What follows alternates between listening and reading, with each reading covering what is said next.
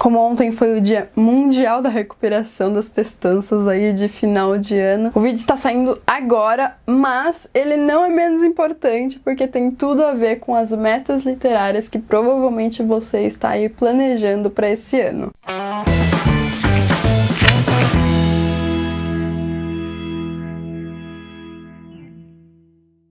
Acho que vocês já viram pelo título, mas antes eu quero desejar a todos nós um ano repleto de leituras maravilhosas e que tudo de belo aconteça na sua vida. Quero agradecer também a companhia de vocês em 2017, que foi um ano super importante na minha vida, para a vida do canal, enfim. Muito obrigada por toda a sua companhia literária. Vamos lá que hoje então eu vou indicar 5 livros que você pode ler em apenas um dia, mas que você vai aliar a quantidade, então, que é pequena, à qualidade. Ou seja, eu vou indicar livros aqui que são clássicos, que são histórias incríveis e gigantescas, mas não pelo tamanho, pela extensão do livro. Vou começar indicando Velho Mar, do Hemingway, que aliás minha mãe terminou no primeiro dia desse ano, que é incrível, o primeiro clássico dela. Logo mais ela vem contar pra vocês o que ela achou dessa leitura, e esse livro, ele é tão singelo, mas ao mesmo tempo ele quer dizer tantas coisas. Eu costumo dizer que é uma metáfora ambulante.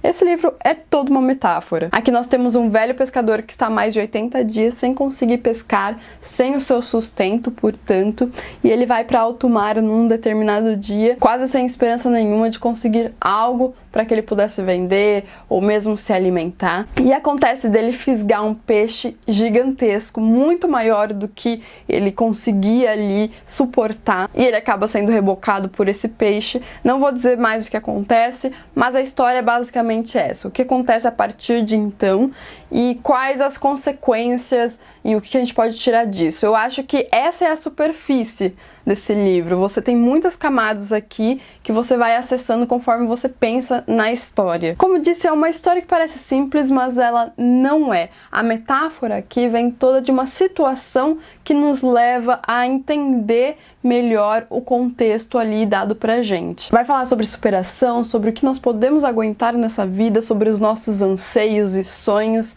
É um livro assim pequenino, mas lindo, maravilhoso realmente. O segundo é esse, A Revolução dos Bichos, do George Orwell, um super clássico também da literatura mundial e uma das grandes sátiras que existem. Esse livro é considerado um grande exemplo do roman à clé, que na literatura significa então falar de coisas reais através de ficção. É como se usasse uma máscara, talvez, eu poderia dizer assim, para vocês, simplificando. Através desse ambiente, que é uma fazenda na qual os bichos vão provocar uma revolução e vão destituir os humanos de seu poder, de sua função e tomar conta aí da organização e do comando dessa fazenda, subjugando-os até, o George Orwell ele colocou pra gente uma crítica ao stalinismo. Então é um livro político, uma crítica política que tem bichos com determinadas funções e a gente vê que não são aí tão diferentes quanto a gente já vê nos humanos, no cotidiano. Claro que essa exposição é mínima frente a tudo que esse livro representa e significa.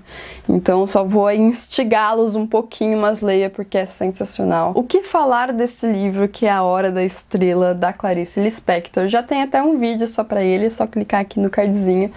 Esse livro aqui, o mais importante dele, porque tem muitas coisas pra se falar, é que a Lispector vai criar 2 personagens completamente opostos. Primeiro, o Rodrigo SM, que é quem narra a história da segunda personagem, que é a Macabea. O Rodrigo SM, ele é um intelectual que tem domínio das letras, ou seja, das palavras. Ele sabe se comunicar, ele é da classe média alta. Enquanto Macabea, ela é totalmente miserável em todos os sentidos da vida. Ela é datilógrafa, mas não tem domínio da palavra, principalmente da palavra culta. Ela conhece pessoas que sempre querem passar a perna nela e ela não tem amigos. O final também é bem contrastante, enfim, aqui nós temos alguém narrando por outra pessoa que não tem privilégio algum, sendo essa pessoa que narra super privilegiada. Nós temos aqui então um panorama, né, sobre a elite intelectual da época, na qual a própria Lispector poderia se inserir. Então eu acho muito belo a gente ver o que ela cria aqui através então dessa situação. Muito bonito esse livro, a escrita da Clarice Lispector é poética, belíssima, e o livro tem aí 86 páginas, então Super dá pra ler em um dia apenas. O quarto livro que eu vou indicar pra vocês é o Crônica de uma Morte Anunciada, do Gabriel Garcia Marques, mais conhecido como Garbo pelos íntimos. Não sou tão íntima assim dele, porque eu li pouca coisa, mas aqui está um super pequeno livro, digamos. Acho que é um dos menores dele. Talvez. Mas aqui nós temos, como o próprio título diz, uma morte já anunciada nesse cenário que é de um vilarejo no qual os habitantes já sabem que o Santiago Nassar ele está para morrer. Ou seja, a morte dele aí já todo mundo já sabe. Isso porque ele foi acusado de ter cometido um crime com uma certa donzela aí do vilarejo. E o grande mistério aqui não é saber da morte em si, porque isso todo mundo já sabe, o leitor já sabe assim que pega o livro na mão, mas sim quem realmente cometeu esse crime, já que sabemos que essa donzela encoberta alguém que ela ama. O interessante aqui é a gente ver a crítica social referente a essa sociedade que sabe da morte, que sabe que tem algo errado, mas que será que alguma coisa é feita para impedir isso? Será que essa sociedade está sendo justa? É angustiante, mas é muito bom esse livro. A escrita do Gabo também é belíssima, e uma coisa interessante desse livro é que você começa, o leitor é arremessado na história sem saber de nada, e o narrador não se importa com isso. O narrador, na verdade, é como se fosse um jornalista aqui, que sabe parcialmente, assim como o leitor, dos fatos. E depois de terminar o livro, sabendo da história inteira, a gente pode começar a entender o começo que a gente não entendia. Então é um livro super bem estruturado, super bem escrito. Por último, mas não menos importante, estou indicando aqui para vocês o A Metamorfose do Kafka. A história desse livro também é bem simples, digamos, na superfície. Acho que todo mundo já ouviu falar, talvez, de um caixeiro viajante que vive com a sua família que em determinado dia de sua vida acorda como um inseto. Já pensou você acordar e ser um inseto?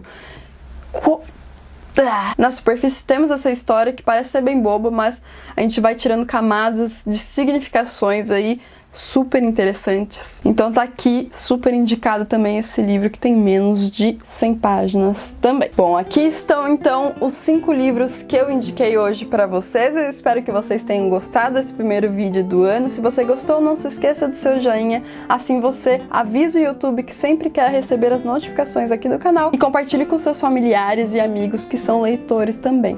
Um grande beijo e a gente se vê amanhã no vídeo das 11 horas. Tchau, tchau!